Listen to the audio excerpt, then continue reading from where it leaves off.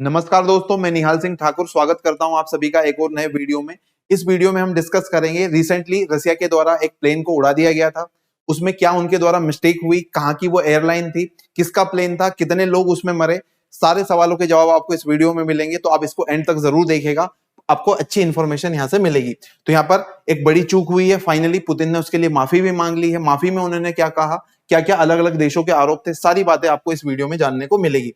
तो आप देखिए, यहाँ पर एक पेपर की कटिंग है, मैंने आपको यहाँ पर दिख रहा होगा कि अजरबैजान की एक एयरलाइन का क्रैश, जो प्लेन था वो क्रैश हो गया गलती से, है ना। उसके क्या कारण थे, यूएस ने पहले ही बोल दिया था जैसे ही क्रैश हुआ था, मतलब स्टार्टिंग में रशिया ने बात बनाने की कोशिश करी, उसको अलग अलग देशों का सपोर्ट भी मिला, लेकिन फाइनली बात निकल कर आई गई कि ये एक्चुअली में क्या था, रशिया के द्वारा एक ब्लंडर हो गया और उसमें कई सारे मासूमों की जान चली गई है। तो यहाँ पर आप देखो, एक फ्लाइट थी, उसी को उन्होंने क्या कर दिया था, टेक डाउन कर दिया था। अब यहाँ पर आप देखिए, रशिया और यूक्रेन के बीच में कई सारे दिनों से लगातार युद्ध चल रहा है, आप सभी जानते हैं, उससे वाकिफ हैं।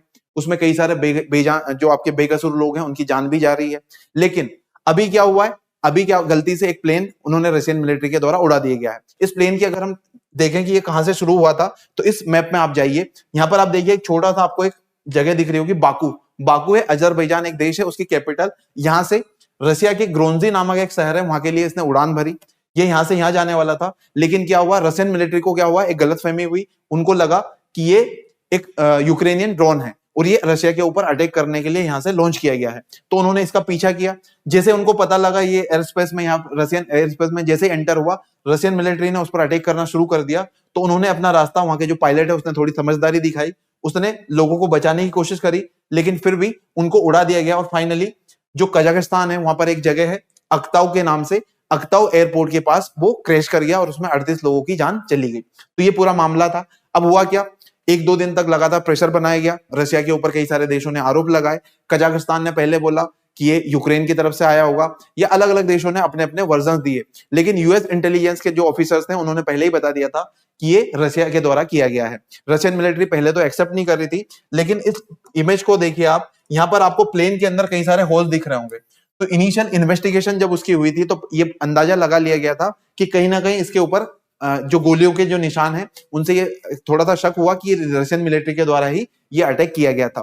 फाइनली रिजल्ट भी पता लग गया और उसके लिए रशियन जो प्रेसिडेंट है उनके द्वारा माफी भी मांग ली गई। तो ये पूरा मामला था। आज क्या हुआ, ये पूरा एक और मैप है, इस पे भी सेम चीज है। यहाँ से उसने उड़ान भरी बाकू से, अजरबैजान की कैपिटल। यहाँ ये रशिया की बाउंड्री यहाँ से आपकी स्टार्ट हो जाती है। जैसे ही वो यहाँ तक पहुंचा, यहाँ तक तो सब ठीक रहा। ये आपका कहा कि अजरबैजान की एक एयरलाइन थी, उसके प्लेन थे, उसमें कई सारे पैसेंजर सवार थे। वो रशिया के एक शहर गोंजी में जा रहे थे, यहां से इसको यहां तक जाना था। लेकिन बीच में क्या हुआ, रशियन मिलिट्री को लगा कि ये यूक्रेन के द्वारा एक हमला करने की कोशिश है और उन्होंने इसके ऊपर धावा बोल दिया।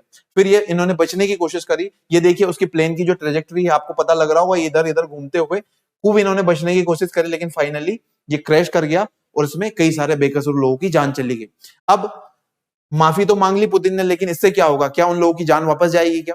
तो दोनों देशों जो युद्ध में होते हैं, जो युद्धरत देश होते हैं, उनको इस बात का ध्यान रखना चाहिए कि हमारी जो मिस्टेक्स हैं उनकी वजह से जो बेकसूर लोग हैं उनकी जान ना जाए। लेकिन अभी तो हो गया है।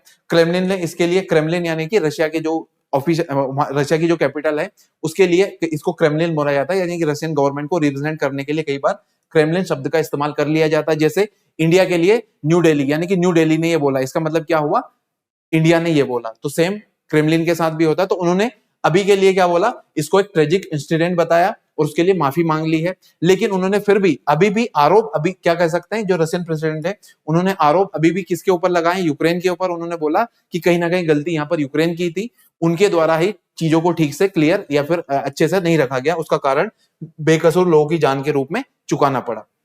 अब आपके सामने एक क्वेश्चन है, रिसेंटली जो कोप 29 है, एक आपकी क्लाइमेट चेंज की कॉन्फ्रेंस होती है, ये इनमें से किस देश में ऑर्गेनाइज की गई थी, आपको जवाब देना है कमेंट में। रशिया, यूएसए, यूक्रेन या फिर अजरबैजान। हिंट आपके इस वीडियो के डिस्कशन में ही, आप अगर अच्छे से ध्यान से देखोगे तो आपको इसका अंदाजा लग जाएगा। जल्दी से आप बताइएगा इसका आंसर क्या है। आज के वीडियो में इतना ही। और भी एक्साइटिंग इसी तरह के वीडियोस के लिए आप हमें सब्सक्राइब करना और कमेंट में बताना मत भूलिएगा कि आपको किन किन टॉपिक्स पर वीडियो चाहिए।